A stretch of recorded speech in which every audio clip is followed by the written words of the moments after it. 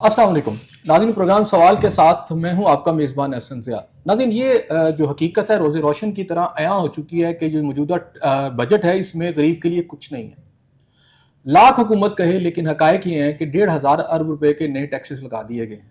यानी बजट का जो हुजम बढ़ा दिया गया है उससे साफ पता चल रहा है कि ये जो नए टैक्सेस हैं इसका बोझ जो है वही गरीब आवाम भुगतेगी, उसी को पूरा करना पड़ेगा जिसकी नंगी पीठ पर जो हुकूमत जो है जब से आई है उसकी पीठ पर ये ताज़ियाने बरसा रही है।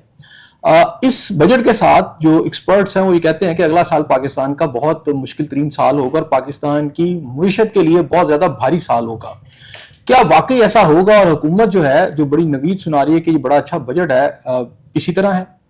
और अगर हालात जूं पे तू रहते हैं जैसा कि नजर आ रहा है तो फिर पाकिस्तान की आवाम और पाकिस्तान की मीशत कहाँ खड़ी होगी आने वाले दिनों में?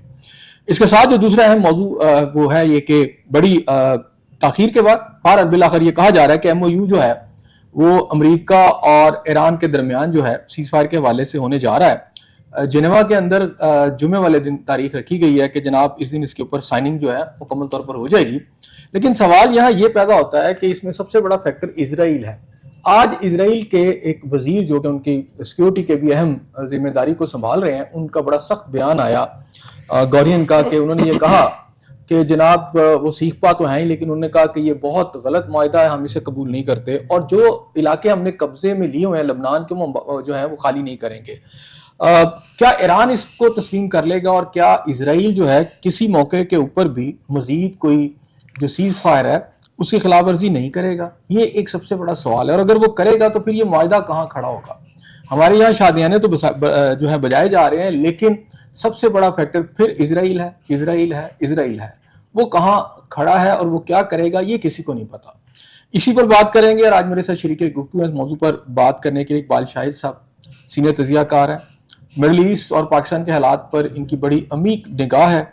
इनके साथ राजा हसाम साहब मौजूद हैं, सीनियर तजियाकार हैं, मुस्लिम नवाज से आपका वकला विंग है उनसे ताल्लुक़ है। नदीम चौधरी साहब सीनियर तजियाकार हैं, कॉलम नवीस हैं और इन हालात के ऊपर अपनी एक बड़ी ज़बरदस्त राय रखते हैं। इकबाल शाह साहब, सबसे पहले तो ये ज़रा बताएं बजट के हवाले से। हुकूमत तो कह रही है बहुत अच्छा बजट है, प्राइम मिनिस्टर साहब ने खुद भी एक जगह पर डेस्क बजाए। क्या लगता है दुनिया में? वैसे एक इसमें ऐड कर लीजिएगा कि पेट्रोल की कीमतें जो हैं अब तकरीबन $80 पे आ गई हैं पर बैरल पे, लेकिन पाकिस्तान में वही रेट चल रहा है। इसको भी ज़रा शामिल कर लीजिएगा। बहुत शुक्रिया। बजट को जिस वक्त हर आदमी ने देखा है, सुना है, कुछ आप कह सकते हैं जो टीवी देखते हैं, हम तो चलो आप और हम और तरह भी देखते हैं। बजट इस हुकूमत का 5वां बजट है। एक तो होता है कि बजट पेश करने वाले को एक एज मिल जाता है कि साहब का हुकूमत 5वां कैसे कह रहे हैं आप? PDM 1, 2, 3 जो 2023 का शुरू हुआ, 5वां बजट है। ठीक हो गया। इसका मतलब यह है कि कमो बेश 17,500 अरब 18,000 अरब इसी के दरमियान रहता है और इसी तरह ही 8 साढ़े 800 अरब FBR जो है वो डेफिसिट में रहती है, फिर कम रिकवरी होती है। इस तरह लगता है कि बिल्कुल एक ही तरह का बजट है। फिर दूसरे इसमें एक खूबसूरत चीज है कि जो 47,000 अरब से 97,000 अरब तक या कमो बेश 90,000 अरब तक कर्जा इसमें शामिल कर लिया गया है। जो आज से जब से पाकिस्तान बना है जो कर्जा लिया गया था 2022 तक, वो इन्हीं सालों में आपने डबल कर लिया तकरीबन कमो बेश। यहाँ की बात यह है कि बजट उन मुल्कों में बनाए जाते हैं जहाँ अवामी नुमाइंदे बजट बनाते हैं, उनकी तजावीज़ होती हैं और फिर यह कि स्टेक होल्डर्स, जिसको चैम्बर ऑफ कॉमर्स कहते हैं, अवाम कहते हैं, उनके साथ मशावरत की जाती है। ये बजट जिस तरह हम खास तौर पर कहते हैं IMF का बजट है, वो तो ज़ाहिर है उन्होंने तो अपनी रिकवरी करनी है। ये बजट बाकायदा इस हुकूमत का अपना बजट है, क्योंकि इस हुकूमत में बजट बनाने के लिए खुद ही इन्होंने अपनी मिल्स, अपने कारोबार, अपने स्टॉक एक्सचेंजेस और अपनी सारी जो कार्टल है उसको डिफेंड करना, बेनिफिट्स देना, इंपोर्ट एक्सपोर्ट, सारा इनका अपना बजट है। ये वाहिद पाकिस्तान है जहां हुक्मरान धड़ल्ले बजट बनाते हैं और उसी से फायदा उठाते हैं और कारोबार भी करते हैं। आपने देखा कि काकड़ ने गन्नम के रेट मुकर्रर किए जो कि नहीं दिए, तो बाहर से 423 अरब रुपए का लगा के ढाका चला गया बाहर जाकर उसने जो प्रॉपर्टी बनाई, सबको पता है, यहाँ भी उसने कुछ कर लिया होगा। बजट सर होता था गुलाम इसहाक खान के ज़माने के बाद ख़त्म हो गया था, जब तमाम चैम्बर ऑफ कॉमर्स के नुमाइंदे अपनी तजावीज़ देते थे, पब्लिक ओपिनियन आती थी और जो हुकूमत में लोग थे उनमें चंद मादूदे आदमी, शायद 1-2% लोग वो इंडस्ट्री से वाबस्ता होते थे। सबसे बड़ी मिसाल तो आपने देखा कि हजरत अबू बकर सिद्दीक रजी अल्लाह ताला अन्हु की है। जब हुकूमत में आए तो कपड़े का कारोबार छोड़ना पड़ा। जब हुक्मरान आपके कारोबार कर रहे हैं तो बजट अपने लिए बनाएंगे कि आपके लिए बनाएंगे? आपने देखा कि जहाँ गंदम की रेट कम करके ज्यादा बाद में स्टॉकिस्टों को फायदा दिया जाता है, बाहर से इम्पोर्ट की जाती है। चीनी इस वक्त फिर कल की खबर है कि चीनी 7 लाख जो है इस वक्त ज्यादा हो गई है। तो वो आपको पता है कि उनको बेनिफिट दिया जाएगा, सब्सिडी दी जाएगी, एक्सपोर्ट हम करेंगे डॉलर्स के लिए और फिर अगले 2-4 महीने इम्पोर्ट करेंगे। ये सब कारोबार है पाकिस्तान में। हुक्मरानी के लिए, आवाम के लिए नहीं आती। जैसा आप कहते हैं आवाम क्या महसूस करेंगे, they are the doing their business. ये सारा सिलसिला आप देखें, बजट का 18,000 अरब रुपया तो सीधा सीधा ना 838 अरब रुपया आपने बेनजीर इनकम सपोर्ट पर दिया है, 8,500 आपने देना, कर्जा देना है, तो बचता क्या है? और रहेगी बात यह है कि टैक्सेस अभी आप कह रहे थे, टैक्सेस तो आपने कह दिया, अब लेवी का जिक्र नहीं किया। जो 1,500 अरब रुपया रिसीव किया जाएगा, तो 4,300 पिछले दिनों डंडे के जोर से रिसीव किया गया है किसी मुल्क में। मैंने वो जिक्र किया ना 1,500 अरब रुपए का इजाफा जो कर दिया गया, ये इजाफा और है। वो इन्होंने टारगेट रखा है कि हम टैक्सेस में करेंगे, वो FBR का है। ये लेवी का नहीं बताते, ये बिजली का भी नहीं बताते, उसका क्या करना है। और वजह ये है कि इस वक्त सूरत है कि आप कह रहे थे कि ईरान की जंग के बाद यहाँ पाकिस्तान में $82 का फी बैरल हो गया। यहाँ अगर फ्री भी कुछ देना शुरू कर दो तो ये आपकी जान नहीं छोड़ेंगे, टैक्स अपना लगा, ये टैक्स लगाते रहेंगे। ठीक हो गया। साहब आप क्या कहते हैं इसके ऊपर? बहुत रिलीफ है जी सर। देखिए, कानूनी नुकात तो आप बताते हैं, जरा ये नुक्ता भी बता दें। इसमें भी अदालतें खामोश रहती है, अवाम की खाल उतार रही है और हुकूमत जो है, लेकिन आप खामोश रहते हैं, अदलिया भी खामोश रहती है। चलें आप आज आप डिफेंड करेंगे, बताएं कैसे डिफेंड करें। नहीं, thank you so much Ehsan साहब। देखिए, डिफेंड उसको किया जाता है जहाँ पे आपके पास जो ना चांसेस या अपॉर्चुनिटीज़ बहुत ज़्यादा हों। अगर आप इस बजट को देखें या इस टाइम पे जो सबसे बड़ी इकॉनमी है, जो अमेरिकन इकॉनमी है, उसको अगर आप कंपैरिजन करें, वहाँ पे पिछले 3 सालों में सबसे ज़्यादा हाई रेट ऑफ इन्फ्लेशन है, सबसे ज़्यादा फ्यूल प्राइसेस वहाँ पे बढ़ी हैं, वहाँ पे इस टाइम पे आवाम की चीखें निकली हुई हैं। तो जो बड़ी से बड़ी इकोनॉमी पावर्स हैं वो इस टाइम पे अंडर प्रेशर हैं। तो अगर आप पाकिस्तान अगर आप देखें अमेरिका के साथ, तो आपका कंपैरिजन बनता ही नहीं। वहां पर कैपिटा इनकम जिस लेवल पर है ना, आपसे कई सौ गुना ऊपर है वो, ठीक है। यहाँ पर तो आपने गरीब की वो जो मिकदार रखी है या एक म्यार रखा है, वो तो 8,500 रुपया तकरीबन आपने रखा है। वही देख के बंदा के जो सर है ना शर्म से झुक जाता है कि अगर इस तरह के अदादो शुमार होंगे तो मेरा ख्याल है कंपैरिजन पाकिस्तान का अमेरिका के साथ बनता नहीं। कंपैरिजन मैं इस तनाजुर में कर रहा हूँ कि वहां पे भी जो इम्पैक्ट ऑफ वॉर आया है वो कितना ज्यादा आया है, और उस लिहाज से तमाम चीजें, जिस तरह यहाँ पे पेट्रोल प्राइसेस बहुत ज्यादा हाई गई क्योंकि दुनिया उसके ऊपर इफेक्ट हो रहा था। बट मैंने आपसे कहा कि वहां पर कैपिटा इनकम इतनी ज्यादा है कि वहां पेट्रोल की थोड़ी सी कीमत बढ़ भी जाए तो पाकिस्तान का तो यहाँ तो उनकी सारी जितनी आमदन उसमें लग जाती है, उनके हवाले से अगर कंपैरिजन उनकी इनकम के हवाले से आज भी किया जाए तो कोई ज्यादा नहीं है वहां बड़ी। ऐसे सब चीजें जो सी है ना, लेकिन उसमें वो शोर मचा रहे हैं अंडर IMF। देखिए वो भी लोग परेशान हुए हैं तो शोर मचा रहे हैं। आप ये यहाँ करें, यहाँ भी आवाम परेशान है। यहाँ जरा कंपैरिजन करें ना, इंडिया के साथ कर लें, देखिए आवाम साथ कर लें, बांग्लादेश के, वहां पे कोई रेट नहीं बढ़े, आवाम यहाँ भी परेशान है, बढ़े हैं श्रीलंका के अंदर। ऐसा सब पॉइंट ये है। देखें चीजें जो सी हैं, ये जितना भी हमें और तमाम हुकूमतों को अभी तक जो कर्जे लेते गए और आज तक वो कर्जे डेफिनेटली उसमें PMLN की गवर्नमेंट भी शामिल है, पीपल्स पार्टी भी शामिल है और तमाम बाकी गवर्नमेंट्स भी हैं जिन्होंने बीच में अपना एक टेन्योर गुजारा, और वो अब आके एक्यूमुलेट होके इतना ज्यादा हुजम बन चुका है जिसको उतारने के लिए एक रिफॉर्म चाहिए है, जो कि सबको बैठना पड़ेगा। PMLN के दौर में कितना कर्जा लिया, जरा मुझे बता दें आप, आपकी गवर्नमेंट। सर PMLN के दौर के अंदर इतना कर्जा है कि जिसको डिफेंड डेफिनेटली नहीं किया जा सकता, इन सेंस में कि PTI की गवर्नमेंट में बता दें मुझे। सर उन्होंने, देखिए मैं किसी के ऊपर उंगली नहीं कर रहा इस टाइम पे, ना उठा रहा हूं। आपने उन पे डाला ना कि उनके कर्जों की वजह से। नहीं, मैंने बताया। देखिए मैंने अपने चले मैं आपको आर्गुमेंट में कह रहा हूं, मैं आपको बता देता हूं कि जब पीपल्स पार्टी और नून की पिछली गवर्नमेंट थी तो PTI कहती थी कि तारीख के सबसे बड़े कर्जे हैं, 1977 से लेकर जरदारी साहब के दौर तक या नवाज शरीफ साहब के दौर तक वो कहते थे कि तकरीबन 1000 अरब के कर्जे थे, और इन्होंने करके तकरीबन 20,000 तक जो है ना, यानी 20,000 अरब रुपया जो था इनके दौर में जा चुका था। पीटीआई की गवर्नमेंट ये तकरीबन 40,000 अरब तक ले गई थी, यानी जो पीटीआई का दौर है 4 साल का। लेकिन ये गवर्नमेंट 40 से उठाकर इस वक्त कोई 82,000 अरब रुपए के ऊपर ये कर्जे जा चुके हैं सर। यानी आपकी गवर्नमेंट के चंद सालों में सारी हुकूमतें पिछली, पाकिस्तान एक तरफ, इकट्ठा आपकी गवर्नमेंट ने जितना कर्जा लिया, और इस कर्जे का ये भी जरा बता दीजिएगा कि आम आदमी को क्या फायदा हो, ये कर्जा गया कहाँ पर, ये भी नहीं हमें पता चल रहा। सर कर्जे की कई स्कीम्स हैं जो कि यहाँ पे ऑन रिकॉर्ड है। पॉइंट कौन सा है आपका जो पहला सवाल था जिसके अंदर कि बजट के बारे में, बजट के लिए जितनी चीज़ें गवर्नमेंट के पास, जितने भी सोर्सेज ऑफ इनकम है जो कि टैक्सेस के तरीक़ेकार से कम जो गवर्नमेंट है वो रिसीव करती रही है, उन चीज़ों के अंदर गवर्नमेंट ने इस दफ़ा बहुत ज़्यादा रिलीफ दिया है, 50-50% रिलीफ दिया है। सुपर टैक्स का रिलीफ का अमीर आदमी को तो चलो फायदा हुआ ना, गरीब आदमी को इसका क्या फायदा है? क्योंकि गरीब आदमी की जो आपने जीएसटी लगाई है हर चीज के ऊपर, वो तो 70-18% बिल्कुल वैसे ही रही है ना, ठीक है। और गरीब प्रॉपर्टी टैक्स के अंदर जो 236 वो उसमें गरीब आदमी को क्या हो गया फायदा? सर देखें वही जो प्रॉपर्टीज नहीं वो सेल परचेज कर पा रहे हैं। मैं तो कह रहा हूँ दूध पे क्या फायदा हुआ है, आटे पे क्या फायदा हुआ है, चीनी पर क्या फायदा हुआ है, पेट्रोल पर क्या फायदा हुआ है, बिजली पर क्या फायदा हुआ है, जो आपकी 25 करोड़ आबादी की जो अक्सरियत है उसको क्या मिला है? क्योंकि तारीख का कम तरीन बजट इस वक्त जो है ना आप लोगों ने एजुकेशन पे लगाया और सेहत पे लगा रहे हैं।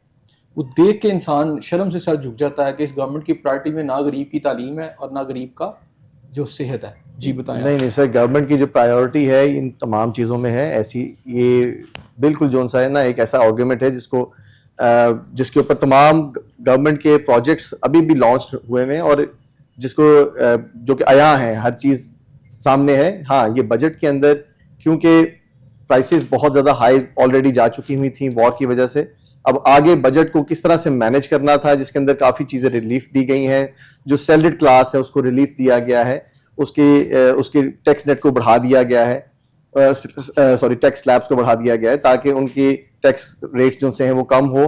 पहले जो फोकस था वो जो ऑलरेडी टैक्स नेट में थे उनसे ही टैक्स कलेक्शन का था, लेकिन अब उन्होंने 1% तमाम के लिए लगाया है, टैक्स फिक्स टैक्स लगाया है ताकि कई लोगों को वहां से जो सा है मौका मिलेगा कि वो टैक्स नेट में आए और अपने फिक्स टैक्स जो सा है वो गवर्नमेंट को दें, उससे भी रेवेन्यू जनरेट होगा इंशाल्लाह। तो देयर आर थिंग्स। ठीक हो गया। नदीम चौधरी साहब आप क्या कहते हैं इसके ऊपर? अच्छा, मेरे दोस्तों ने पहले ही बजट के मुतालिक जो है ना उसके प्लस माइनस सारे ये तो बहुत एस्टेब्लिश कर दिया। मुझे तो बताएं अगला साल कैसा होगा? अगला साल तो सर जैसे पिछला साल गुजरा, असल में सबसे इंपॉर्टेंट बात जो मैं, पिछला साल तो ऐसे ही गुजरा ना कि किताब जिंदगी का एक और बाब खत्म हुआ, खत्म हुआ, एक अजाब खत्म हुआ पाकिस्तान के आम आदमी के लिए। वो मीर साहब का एक शेर याद आ गया, मीर क्या सादा है बीमार हुए जिसके सबब, उसी उतार के लौंडे से दुआ, यानी कि जिन्होंने हमारा बेड़ा गर्क किया। हाँ तो लेते थे तो उनकी खास भी शामिल थी, अब खास के बगैर भी लेना पड़ रहा है। ये सर ये जो बजट आ रहे हैं शुरू से ये खसारे के बजट है, ये बताते नहीं है इस पॉइंट को, जो नेगेटिव पॉइंट्स हैं उनको स्टैब्लिश नहीं करते। हम मुसलसल पिछले 24-25 साल से मुसलसल खसारे का बजट दे रहे हैं और खसारे का बजट बढ़ता अब इस हद तक आ चुका है कि इस साल 7,000 अरब रुपए का खसारे का बजट है ये, और ये तारीख का सबसे ज्यादा बजट है। लेकिन इसमें टैक्सेस नहीं लगे हैं जो, सर टैक्सेस तो जाहिर है जितने ज्यादा खसारे होंगे उतने ज्यादा टैक्सेस लगेंगे। अब इसमें जो दूसरा पॉइंट है कि इस गवर्नमेंट ने, मौजूदा गवर्नमेंट ने गुज़िश्ता साल तारीख के सबसे ज्यादा टैक्सेस वसूल किए हैं। 17 साल की तारीख में जितना टैक्स वसूल किया गया, पिछले साल 17 साल की तारीख का टोटल टैक्स इकट्ठा कर लिया जाए तो एक साल में वसूल किया। एक चीज जा कहां रहा है वहां पर टैक्सेस? वो सर खाओ पियो पॉलिसी है। आपने IMF की पॉलिसी नहीं देखी, जिनमें रिपोर्ट नहीं देखी जिसमें उन्होंने कहा कि हर साल आपका 5300 अरब रुपया करप्शन में जाया होता है।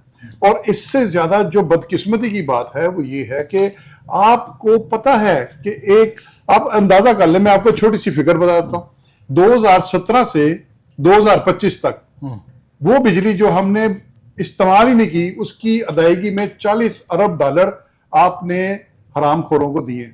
मैं आईपीपीएस को हरामखोर कंपनियां कहता हूं। ये हरामखोर वो जो करते ही कुछ नहीं लेकिन वसूल करती हैं। जैसे हरामखोर बेटे नहीं होते, ऐसे हरामखोर कंपनियां पाकिस्तान। अब पाकिस्तान पर टोटल कर्जा तो तो ये- 150 बिलियन डॉलर है, और देखें ये नहीं 150 भी नहीं है, 95 बिलियन डॉलर बनता है। वो तो पाकिस्तान का अलग से जो इंटरनल है वो अलग। लेकिन ये 40 अरब डॉलर अगर आप इसमें से माइनस कर दें तो कितने पीछे रहते हैं? एक चीज।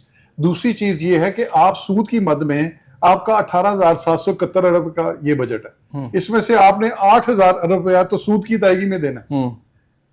तो सूद वो है, वो कर्जा है जो पाकिस्तान के ऊपर लग ही नहीं रहा। ये सूद वो है जिसकी मद में आप कैपेसिटी पेमेंट भी अदा करते हैं, सूद भी अदा करते हैं, और कर्जे ये खा लेते हैं। पाकिस्तान के ऊपर कुछ नहीं लग रहा। पाकिस्तान की बदकिस्मती क्या है, इस प्रोग्राम इस हुकूमत के पास पाकिस्तान को उसकी मायशी बहाली के लिए कोई प्लान नहीं है। आपकी कमाई के जितने वसाइल हैं वो आपने प्राइवेट सेक्टर को दे दिए हैं और दिए जा रहे हैं तेजी के साथ, और जो खसारे वाले प्रोजेक्ट है वो आपके पास हैं।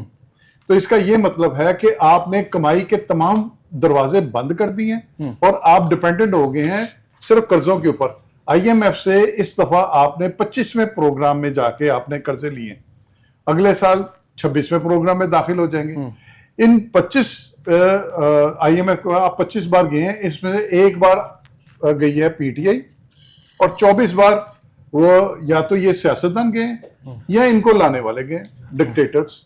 तो 24 मरतबा आईएमएफ के पास जो हुकूमतें गई हैं, अगर उनके पास कोई प्रोग्राम ऐसा होता कि इस मुल्क को मुआशी बहरान से निकालने का या एशियन टाइगर बनाने का, तो वो कभी भी 24 बार ना जाते। ठीक हो गया। तो इसलिए पाकिस्तान का जब तक ये रजीम मौजूद है और इनको लाने वाले मौजूद हैं, पाकिस्तान आईएमएफ के चुंगल से बाहर नहीं निकल सकता। अच्छा इकबाल शाह साहब, सुन यही रहा था कि इस वक्त मैं एक बिजनेसमैन की बात सुन रहा था, या हमारे मैशत था, वो कह रहा था कि बात यह है कि कॉस्ट ऑफ प्रोडक्शन जो है पाकिस्तान में नहीं कम हुई इस वक्त जो बजट आया है। तो जब तक कॉस्ट ऑफ प्रोडक्शन कम नहीं होगी तो ना तो बरामदात बढ़ सकती हैं, और वो ना ही वो दरामदात और बरामदात का डेफिसिट कम हो सकता है।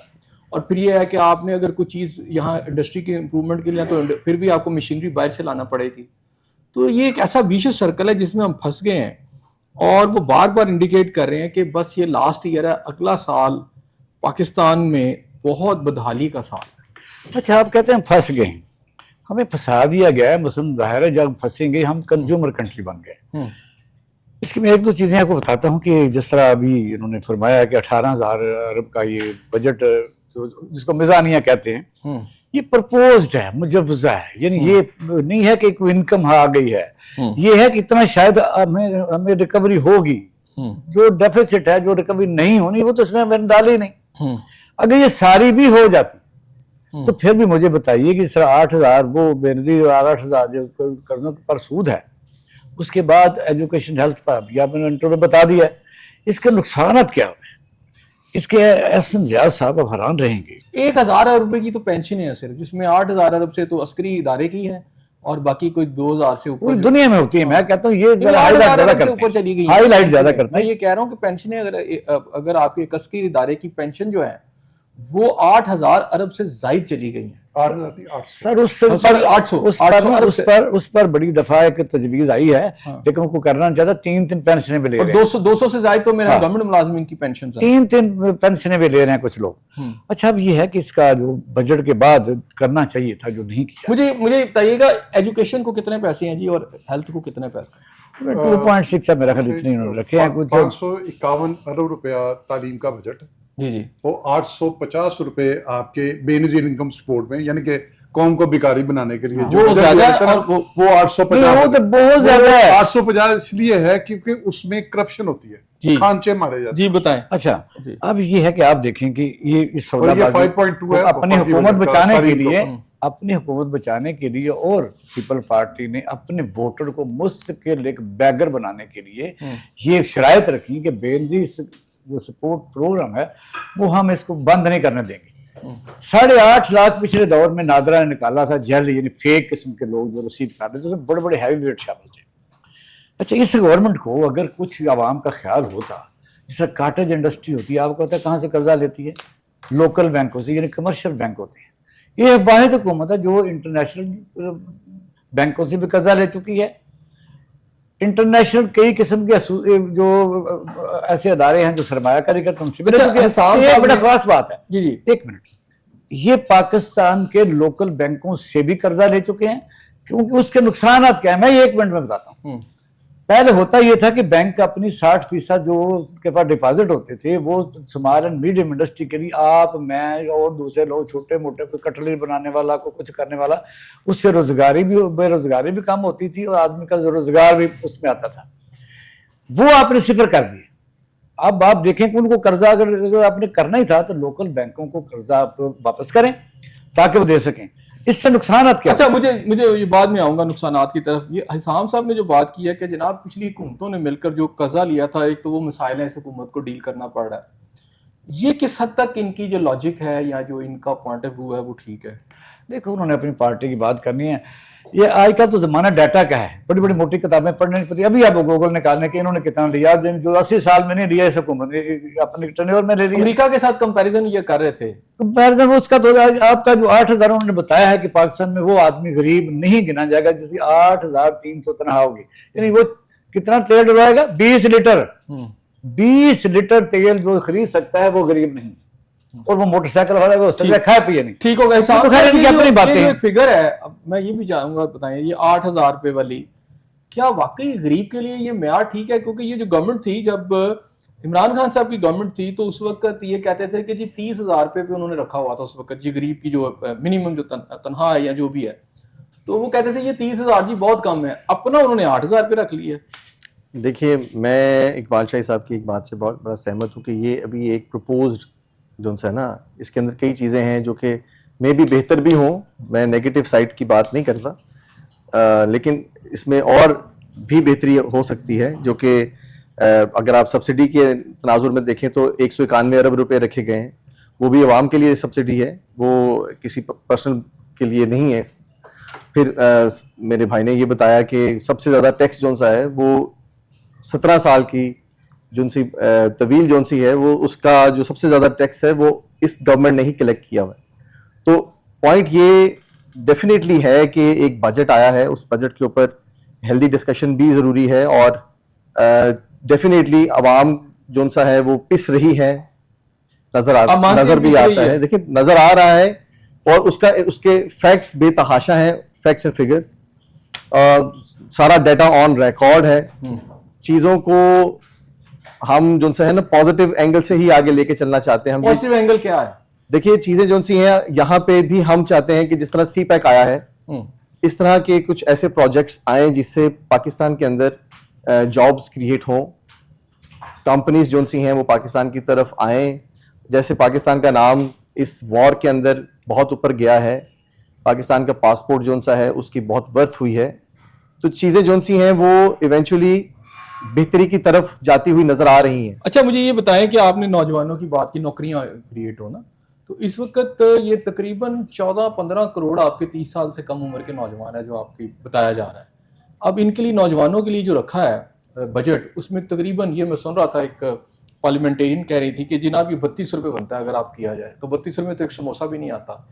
तो ये जो आपके 14-15 करोड़ आपकी नौजवान है, उसके लिए तो बजट में कुछ भी नहीं है, और यही पाकिस्तान की असल रीढ़ की हड्डी है। अगर उसके लिए है ही कुछ नहीं तो कैसे जॉब्स क्रिएट होंगी? कोई मतलब खुशनुमा अल्फाज लगते हैं, जॉब क्रिएशन होगी, इन्वेस्टमेंट आएगी, वो आई तो नहीं है ना, तो ये होगा कैसे? देखिए सर, प्रोजेक्ट्स जो से है ना वो इसी तरह से जिस तरह टैक्स कलेक्शन की गई है, उसमें लैपटॉप स्कीम्स भी दी गई हैं, बच्चों को लैपटॉप्स भी दिए गए हैं जो कि ऑन रिकॉर्ड है। शायद वो किसी गवर्नमेंट ने नहीं किया हुआ, मैं ये नहीं कहता हूँ कि नहीं किया होगा, बट क्रेडिट गोज टू मियां शहबाज शरीफ साहब के। उन्होंने बेतहाशा ऐसे प्रोजेक्ट्स किए हैं जो कि यूथ के लिए क्या सोलर लैंप्स जो से हैं वो उनको फ्री ऑफ कॉस्ट दिए हैं।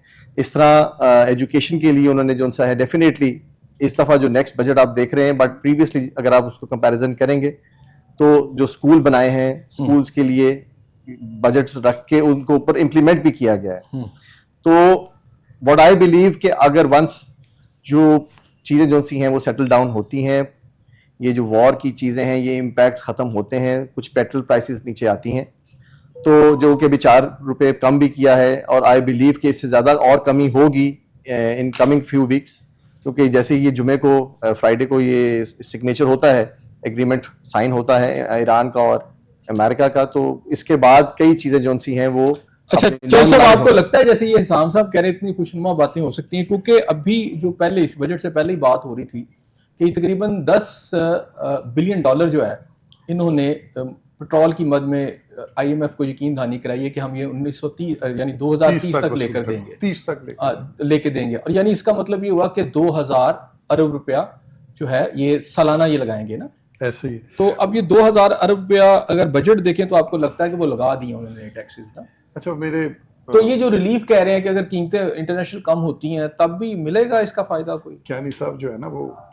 बड़े प्यारे भोले भोले से मीठी मीठी बातें करते हैं। मियाँ शरीफ जैसे उनको बोला कहते थे ना, ये भी भोले भोले से बोले नहीं है, वकील है बड़े सारे नून लीग के जो है ना ये बोले हैं, बड़े बोले बनते हैं। लेकिन मैं आपको छोटी सी बात है, ये जो फिगर्स बता रहे हैं ना, फिगर्स के हवाले से सिर्फ एक वाक्य आपको, 2015 में वजीरे खजाना थे जनाब इसाक डार साहब, उन्होंने गलत फिगर आउट की, और उसके बाद फिर आपको पता है IMF वर्ल्ड बैंक ने इनके ऊपर जो जुर्माने लगाया पाकिस्तान को 70 अरब रुपया जो है वो जुर्माने की मद में देने पर झूठ बोलने पे।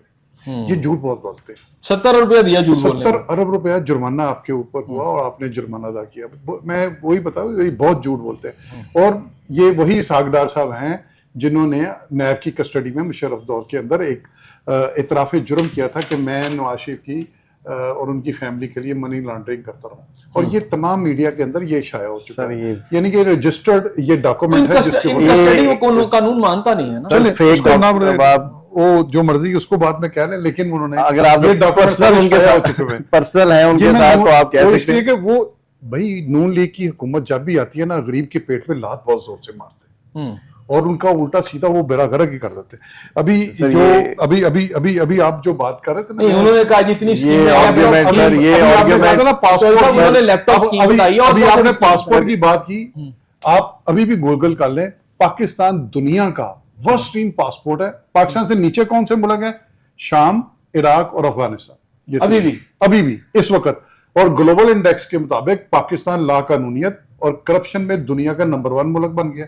ये पहले नहीं था, पहले जरा 10-12 पॉइंट नीचे थे। इस साल से ये नंबर 1 है इस वक्त। चौधरी साहब का अपना ही गूगल है मुझे लग रहा है। नहीं अभी आप गूगल कर रहे, मैं अभी निकाल के आपको बता देता हूँ। ये तो कुछ चक्कर अभी निकाल के मेरे ख्याल में अगर आप ये मेरे पास इस वक्त सारी चीजें मौजूद हैं। पाकिस्तान और ईरान की वॉर, अभी जो ये वॉर चल रही है, किसके झंडे के नीचे सारी चीजें निकल रही है? आप दुनिया जो है, ये जुम्मे को ईरान और अमेरिका की दुनिया मुतर्रिफ है हो रहे हैं, ये इस्लामाबाद में सर, दुनिया तारीफ कर रही है। वो तो जेनेवा में हो रहे हैं सर। IMOU नाम लिखा उसका, इस्लामाबाद नहीं है वहां पे। अच्छा आपको एक और मजे की बात बताओ, ये जंग हुई सर, उसका नाम MOU नहीं है, उसका नाम है IMOU, Islamabad memorandum of understanding. इसको चल जैसे आप चीजों को, लेकिन मैं कह रहा हूं कि ये जंग हुई है ना ईरान में दुनिया मान रही है सर, आप ना माने। जिसका सबसे ज्यादा नुकसान हुआ ईरान में, वहां पे कोई महंगाई नहीं हुई। अमेरिका ने जंग की, वहां पे महंगाई नहीं हुई। इसराइल ने महंगाई, कोई जंग नहीं बताया। पाकिस्तान के अंदर 56% पेट्रोल की कीमत बढ़ी। अमेरिका में भी बहुत महंगाई है, आप देखें तो सही। अफगानिस्तान में सिर्फ बांग्लादेश, इस खित्ते में बांग्लादेश ने 10% पेट्रोल की कीमत बढ़ाई है, वो भी उन्होंने वापस ले लिया। किसी हमारे साथ इधर अफगानिस्तान लगता है, इधर किसी ने पेट्रोल की कीमत नहीं बढ़ाई, इन्होंने 56% बढ़ाई है। ये क्यों बढ़ा रहे हैं? और यार खांचे, मैं वही तो कह रहा हूँ। अभी ये भाई मेरे कमाई का जरिया ये शाहिद साहब जो है ना, अभी बैंकिंग की बात कर रहे हैं। मैं बैंकों की बदमाशी आपको छोटी सी एक मिसाल दे रहा हूँ। मैं 2000 रुपये अगर आप लोन लेते हैं ना, लोन लें आप बैंक से, तो एक साल बाद आपको 260 रुपए यानी कि 13% के हिसाब से आपको 260 रुपए पे करने पड़ेंगे। अगर आप उनको जमा कराते हैं तो आपको 70 रुपए साल के मिलेंगे। लेकिन अगर आप 2000 रुपए का खाना किसी होटल में खाएं, 16% GST लगेगा, आपको 320 रुपए देने पड़ेंगे। यानी कि इससे ज्यादा बदमाशी टैक्स इकट्ठे करने के लिए आप गरीब को गर्दन से पकड़ा हुआ आपने, ये आपने याद करवा और आप कर क्या रहे हैं? आप जी, आप बादशाह गोबर टैक्स लगा रहे हैं, आप टॉयलेट टैक्स पे आ बादशाह गए, साहब, आप तो सांस लेने पे टैक्स जी, लगा रहे हैं बादशाह यार। साहब। अच्छा, आप अंदाजा करें एक कि चीज पाकिस्तानियों जो- की जिंदगी एक इन्होंने चीज जो- जीवन कर दी, चौधरी साहब जो है ना, दोनों कमाल ही तरफ कर से दिया। फंस गई है, हाँ, दोनों चौधरी साहब आपने आपने कभी PTI पूरी से दुनिया में PTI गोबर से टैक्स ताल्लुक सुना है, मुझे पूरी दुनिया में गोबर टैक्स सुना है आपने? जी, पूरी बादशाह दुनिया में साहब। टॉयलेट टैक्स सुना है इनके आपने? कट्टे और इनकी मुर्गियां जो सी है ना, अच्छा, वही बात वही बात करें यार। था उनका बजट था, कट्टे और मुर्गियां। ये असल वजह पता है सर क्या है, आप देख रहे हैं हाँ, वैसे आपका भी बजट जो है ना, बजट BJP वालों का तो बजट मुर्गियां और कट्टे मुर्गी थे। और कट्टे थे, हाँ। अच्छा, हम तो यहाँ बैठ के मजाक उड़ा रहे हैं। आप देखिए कि इस वक्त सूरत हाल है क्या। अभी आपने कहा जो लोग इस वक्त किसी ना किसी शोबे में कोई ना कोई मुलाजमत कर रहे हैं, एक तो वो है, एक बिल्कुल बेरोजगार है, और उम्मीद भी कोई नहीं कि कोई नई इंडस्ट्री लग रही है या कोई नए अदारे बन रहे हैं या कहीं उनको रोजगार मिल जाएगा। अगर वो अपने समझ लो यहाँ से किसी देहात से आता है बच्चा, अपनी माँ से पैसे लेके 700-800 रुपए 2 लीटर तेल में लाहौर आके फिरता रहता है, तो काम उसको नहीं मिलता।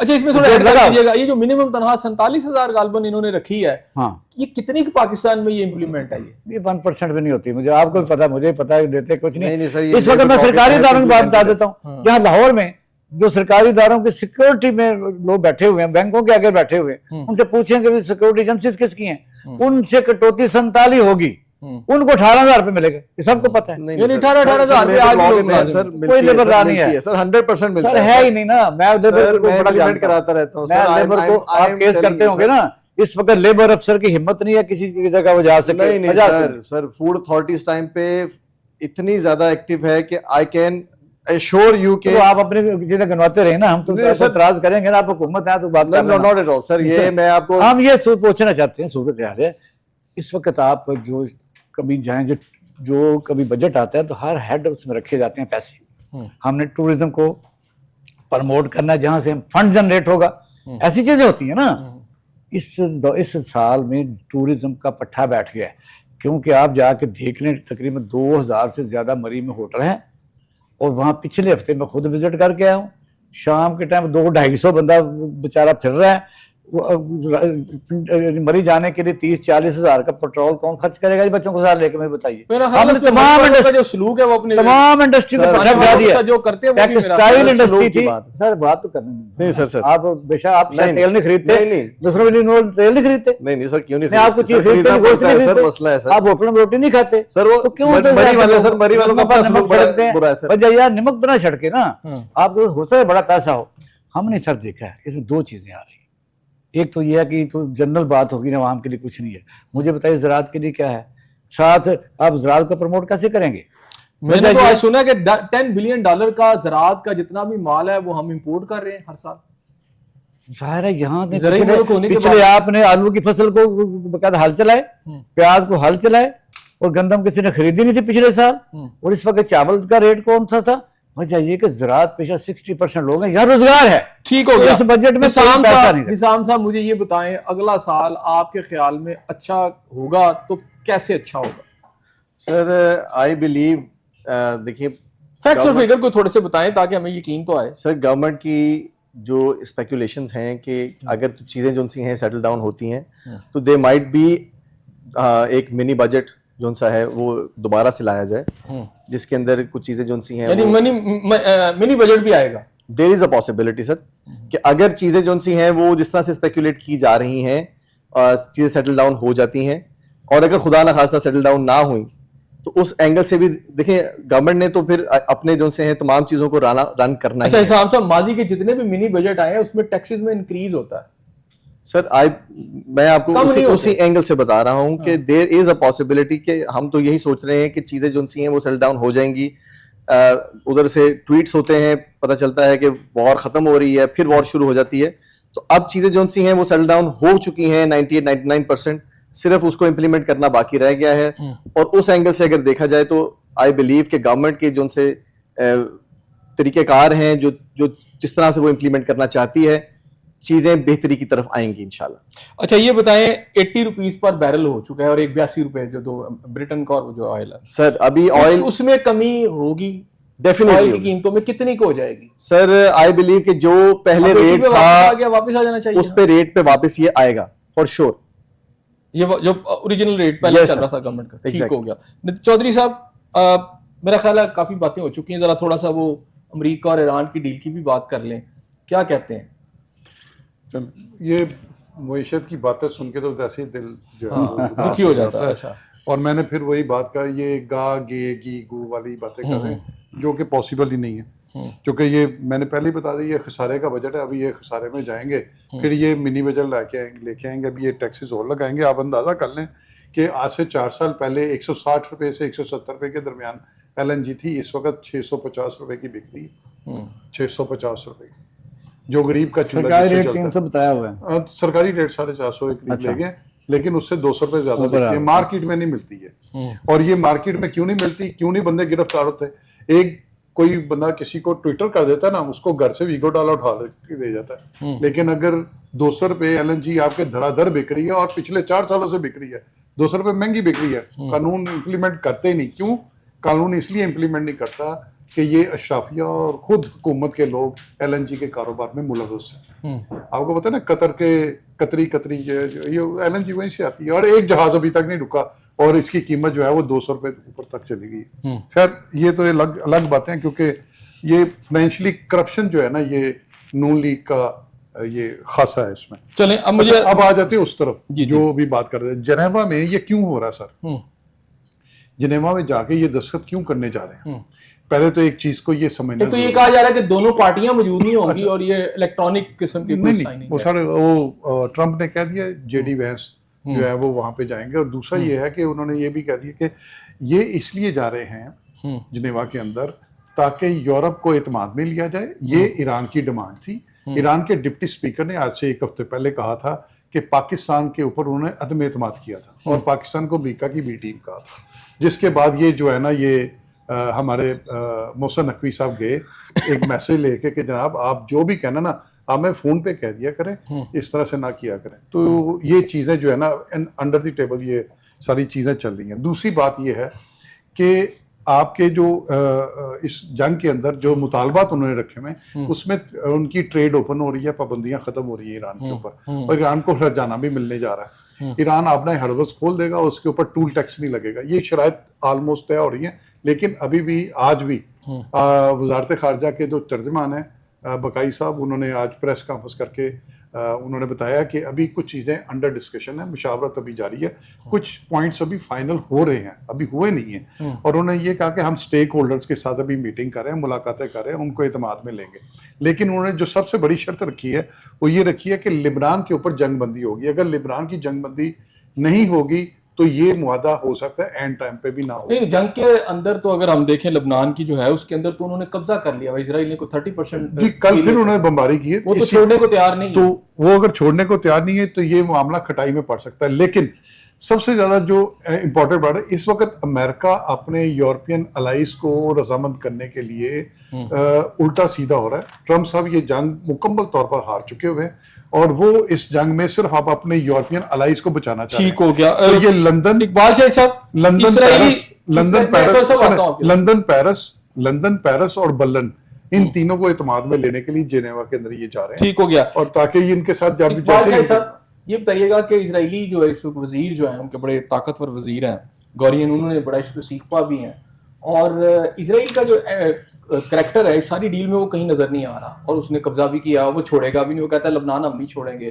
तो आपको लगता है, और फिर जो ईरान की तरफ से भी बात आई है कि जो फाइनल साइनिंग से पहले अभी ये जो बीच में टाइम है इसमें वो देखेंगे कि जो चीज़ें हमसे तय की गई हैं वो इम्प्लीमेंट की भी गई हैं कि नहीं की गई, उसमें लबनान भी शामिल है। तो अगर वो इम्प्लीमेंटेशन नहीं होती, जिसमें ये है कि डील से पहले को मैं ईरानियन पेपर पढ़ रहा था उसमें $12 बिलियन ईरान को दिए जाएंगे, वो नहीं दिए जाते हैं तो फिर क्या ये साइन हो जाएंगे? देखो ये बाय डिज़ाइन है, ये इसराइल का हमला करना जो बाय डिज़ाइन है। ये इस तरह नहीं कह सकते कि अमेरिका को शदीद नाराज है तो इसलिए वो हमला इसके बावजूद कर रहा है, ऐसा नहीं है। जब कोई भी मुआहदा हो रहा होता है ना प्रिलिमिनरी तौर पर, तो ये चीज़ें चलती रहती हैं और दोनों फरीकान को पता भी होता है। लेकिन मैं समझता हूँ कि जिसमें जो खुशगवार बात ये है उसको हमें बिल्कुल डिस्क्रेडिट नहीं करना चाहिए पाकिस्तानी क़यादत को और फील्ड मार्शल को कि उनकी ये पूरी दुनिया के साथ जंग थी, ये ईरान के साथ तो जंग थी नहीं। आपने देखा कि इसके असरार जो ऑयल की प्राइसेस और इंडस्ट्री, फिर नेटो, फिर यूरोपीय यूनियन, तमाम ममालिक इससे मुतासर हो गए, तमाम ममालिक में इन्फ्लेशन तो आई ना कि तेल की वजह से, और खास तौर पर अमेरिका के अपने जो असले के ज़खायर तो काफ़ी हद तक कम हो गए, जो वो बताते नहीं, क्योंकि गैर ऐसे अदारे भी हैं जो देख लेते हैं। दूसरा, अमेरिका का जो इंटेलिजेंस जो सिस्टम था वो बहुत ज़्यादा इसमें आके एक्सपोज इस तरह हुआ कि उनके जहन में भी नहीं था आपने हरबस हमें इस तरह तंग कर सकती है, और उनके जहन में भी नहीं था कि जो हम बार बार कह रहे हैं कि उनका हमने यूरानियम तबाह कर दिया, उनके पास अभी भी मौजूद है। उनके वहमो गुमान में भी नहीं था कि जो मिसाइल का जो आयरन डोम है उनको उड़ा के रख देगा। और ये आखिरी उनको ये भी नहीं पता था कि हमारे जो बेसिस हमारे मिडल ईस्ट में एज ए मुसलमान ममालिक वहाँ हमले होंगे। ये सारी चीजें मुआहदे की तरफ जाने में किन ममालिक ने कोशिश की? क्या सिर्फ अकेला अमेरिका की ख्वाहिश थी? मेरे ख्याल में नहीं, क्योंकि सुपर पावर कभी हार नहीं मानती, कभी शिकस्त तस्लीम नहीं करती, चाहे कुछ भी हो जाए। आपने देखा कि कई दफा उन्होंने एटम बम का जिक्र किया कि हम इसको नीस्तो नाबूद कर देंगे, तारीख का हिस्सा बना देंगे, पत्थरों के दौर में ले जाएंगे। एक्चुअली ईरान की स्ट्रेटजी में अमेरिका हर फील्ड में नाकाम हुआ। उसने स्ट्रेटजी ये की कि मिडिल ईस्ट के बेसिस के ऊपर हमले किए। ईरान फाते है इसके अंदर, इसमें 100% फाते। लेकिन यह है कि ये जो लेबनान की आपने बात की तो गेम तो काफी कर चुके। गजा को आपने देखा कि उसने मलिया मेट कर दिया। लेबनान में 37 या 33 कब्जा करेगा, सीज फायर हो जाए तो उनका कब्जा वहां पे कायम हो जाएगा। फिलहाल तो ऐसे ही होगा। हाँ, मुश्किल है ना।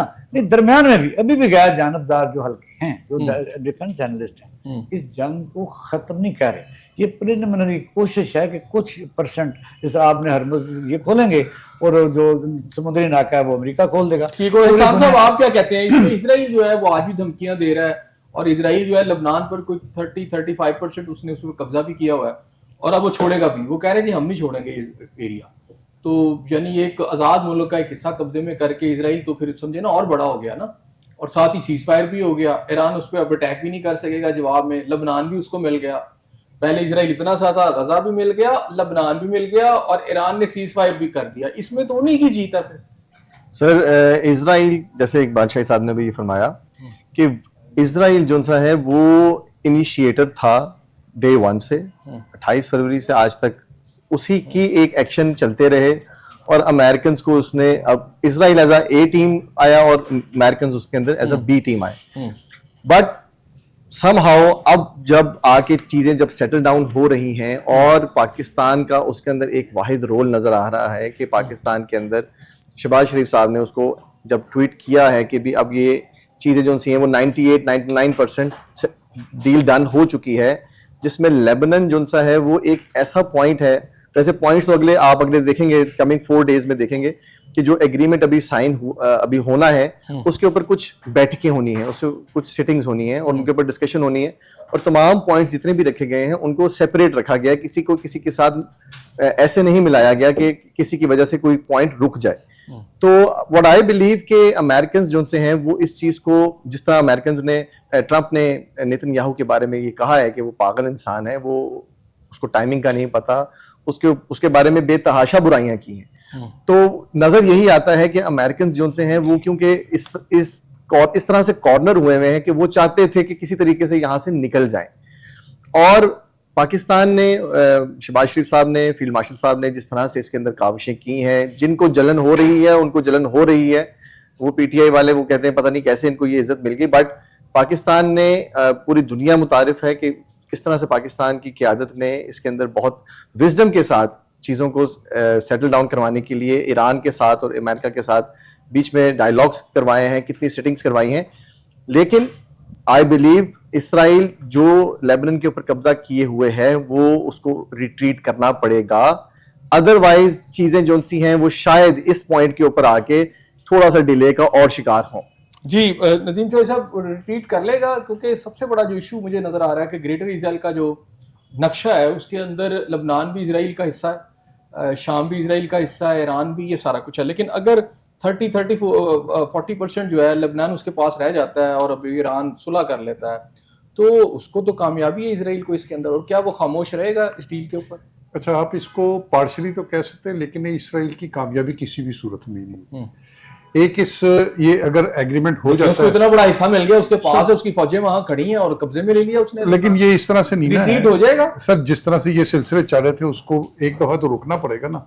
और दूसरा, लिबनान के ऊपर जो वो अटैक कर रहा था वो बेसिकली एक नया रास्ता लेना चाह रहा था जिसको ब्रेक लग गई। अब दूसरा ये है कि जितना अरसा इसराइल ने इस एरिया में बमबारी की है या जंग की है, उसको अमेरिका की पूरी सपोर्ट हासिल थी, और उसको अमेरिका के मिडिल ईस्ट के अंदर जितने भी अड्डे मौजूद थे उनकी पूरी सपोर्ट हासिल थी। अब वो पहली वाली पोजीशन खत्म हो जाएगी। अब एक दूसरी पावर जो है इस खित्ते में जन्म लिया है, और वो है ईरान, जिसने अपने आप को मनवाया। ईरान की मौजूदगी में अब अमेरिका उस तरह से फ्री हैंड नहीं उसको मिलेगा, ना इसराइल को मिलेगा। ग्रेटर इसराइल इस वक्त रुक गया। जो जहां पे था वो स्टेटस को जिसको कहते हैं ना, अदालत की जुबान है, ये स्टेटस को हो गया। जो जहां पे है वो चीज वहीं पे रुक जाएगी। असल चीज ये है कि इस सारी जंग के अंदर जो है वो एक तीसरा फ्रीक ऐसा था जो बहुत ज्यादा मुतासर हो रहा था, और वो था यूरोप।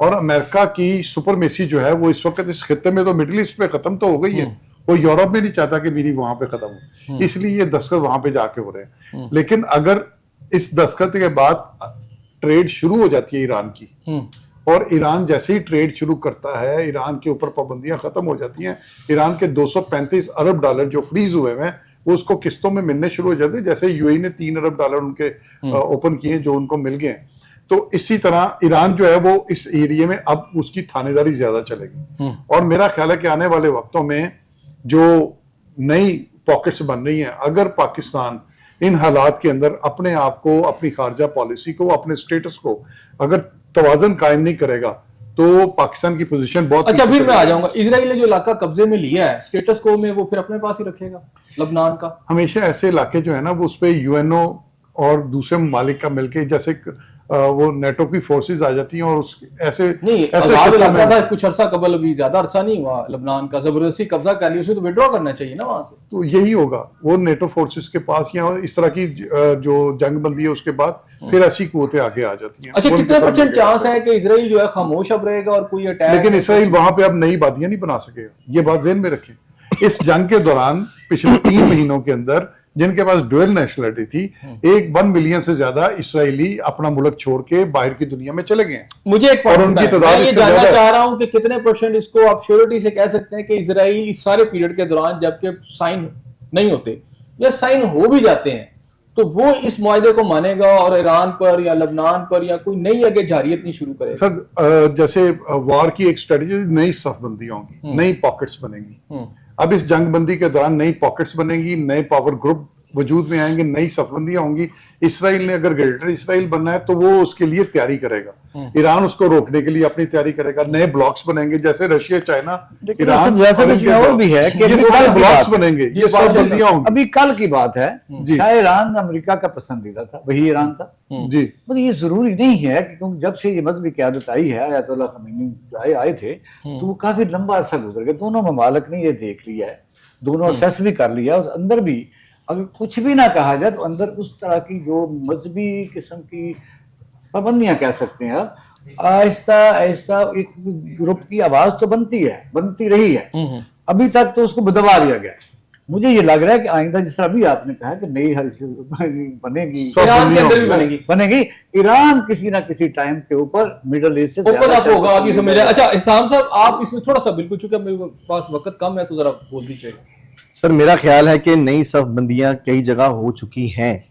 जिस तरह पाकिस्तान का पैक्ट सऊदीया के साथ हुआ है, ओमान के साथ पाकिस्तान का है, और पाकिस्तान ने अपने आप को कई जगहों पे अब बड़ा फ्रंट फुट पे आके कई जगहों को, मोर्चों को संभाल लिया है। ठीक हो गया, बहुत शुक्रिया नाज़रीन, आपने मेरी शुक्रिया की बातें सुनी। बात यहाँ जो इम्पोर्टेंट है वो यही है कि देखना ये सारी सूरत हाल के अंदर इजराइल क्या एक्ट करता है, क्या वो इस सीज फायर को तस्लीम करेगा, और अगर नहीं करेगा तो वो क्या एक्ट कर सकता है, और अगर कोई एक्ट करता है तो फिर ये सीज फायर कहाँ खड़ी होगी। इस दुआ के साथ कि अल्लाह ताला आपको अपनी रहमतों के साए में रखे। अपने मेजबान एहसन ज़िया को इजाजत दीजिए। अल्लाह हाफिज।